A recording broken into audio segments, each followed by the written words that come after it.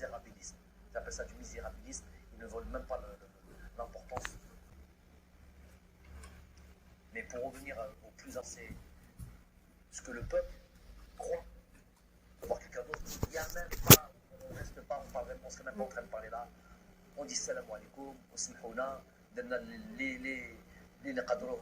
on a fait le maximum. En tous les cas, chaque jour que l'on a porté et qu'on a été à la tête de cette équipe nationale, on l'a fait chaque jour. On a fait en sorte de mettre ça au centre de nos priorités. Même si on n'est pas là directement, même si on n'est pas en Algérie direct, on contrôle notre championnat, on contrôle nos joueurs algériens partout où ils sont, de là où on est, parce qu'on est investi, pas inattentif à ça. Je suis plus que réceptif à cet engouement et l'envie du peuple de nous voir continuer. Et c'est impossible de tourner le dos, de leur tourner le dos. Et donc on se doit de continuer cette mission. On va le faire comme on l'a fait avec le cœur. On va le faire avec tout notre investissement. On va le faire avec notre envie, notre détermination, notre âge, j'ai envie de dire, parce que هذا الشعب يستاهل هذا الخير. وإنشاءالله que ce soit une bonne décision dans l'intérêt du pays. Avec, je vous ai dit, on n'oubliera jamais cette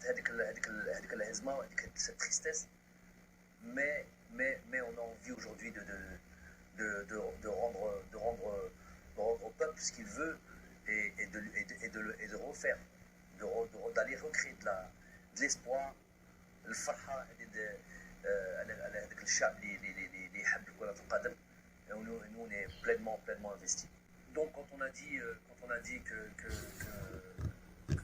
qu'on a été attentif, je suis attentif à l'espoir que le peuple a en nous et qu'on se doit de repartir de l'avant et d'aller recréer une dynamique. Après, il faut une stratégie, parce que tout marche à la stratégie. Le Hamas mliha, le طموح مليح, mais ma vie ce n'est que ma famille, alors encore plus quand c'est mon équipe nationale. Donc on a eu le temps de penser aux différents à la stratégie que l'on va mettre en place. Le nouveau souffle, un souffle qu'on va envoyer à ce groupe, à créer voilà, une autre dynamique. Ne pas, je l'ai dit en conférence presse tout de suite après le match, ne pas tout jeter bien sûr à la poubelle, évidemment, ne pas tout remettre en question.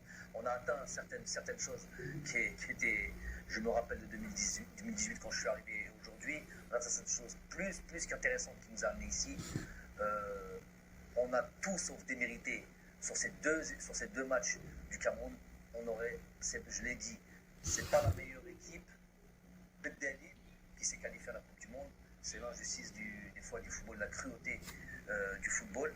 Donc ça veut dire que ce groupe-là, il a des ressources. Évidemment, de toute manière, avec ou sans qualification, dans la perpétuelle,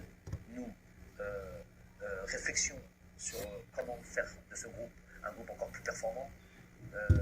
Donc, du haut niveau, on est encore, pour moi, à l'âge. À l'âge, c'est notre continent, tout notre continent inclus. On a l'âge préhistorique. Au niveau arbitrage, au niveau conditions de jeu, même ça s'améliore. Conditions d'infrastructure, l'arbitrage, on a l'âge préhistorique. Voulu, pas voulu, est-ce que certains y trouvent leur intérêt dans cette CAF, dans cette peut-être FIFA, je ne sais pas qui. Donc l'arbitrage n'évolue pas, j'en sais rien. En tout cas, c'est un fait. Celui qui veut venir en parler avec moi, il vient. Celui qui a fait le Maïden, il dit fait le Maïden Maya, on a Hadro et on en parle. On parle concrètement de ce qui se passe. On analyse concrètement ce qui se passe. Plutôt que de venir parler, sortir des belles phrases. Sur le terrain, gros souci au niveau de l'arbitrage. Je vais prendre le temps de dire une chose. J'ai travaillé dans le continent asiatique.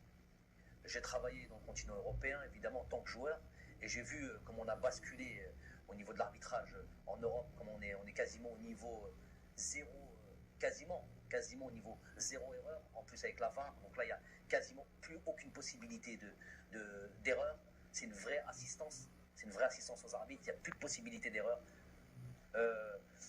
En Asie, donc il n'y a même plus la possibilité qu'un arbitre fasse quoi que ce soit. En Asie, j'ai été à la tête j'ai fait les Champions League asiatiques avec mon club. J'ai fait les équipes nationales avec l'équipe nationale du Qatar. Donc j'ai fait les compétitions internationales asiatiques. J'ai fait des colloques, des réunions préliminaires aux compétitions que l'on a pu jouer, que ce soit des coupes du Golfe, que ce soit des coupes des championnats d'Asie, des Champions League asiatiques. J'ai fait ces réunions préliminaires. J'en ai fait notamment une avant un championnat d'Asie, je crois, où je le répète et je répète souvent, on sort de la réunion, elle dure 1 heure et demie. On sort de la réunion, tu as l'impression, toi qui est complètement intègre, qu'il va t'arriver quelque chose, tellement ils sont pointus, assidus et exigeants et impardonnables. C'est tolérance zéro en termes d'arbitrage. Faut savoir qu'en Asie, si tu entends, vois, c'est les mots qui avaient été utilisés par les dirigeants de l'AFC, la Confédération asiatique, tu entends, tu vois, n'en parle pas de si tu es mêlé, c'est la prison, ça c'est sûr, des peines de prison, des peines pénales, prison, et radis à vie du football. Imaginez-vous à quel point on est loin en Afrique, quand ça, nous sommes l'arbitrage en Afrique, quand on arrive dans ces compétitions-là, dans des matchs aussi importants, c'est un marché, tout simplement un marché.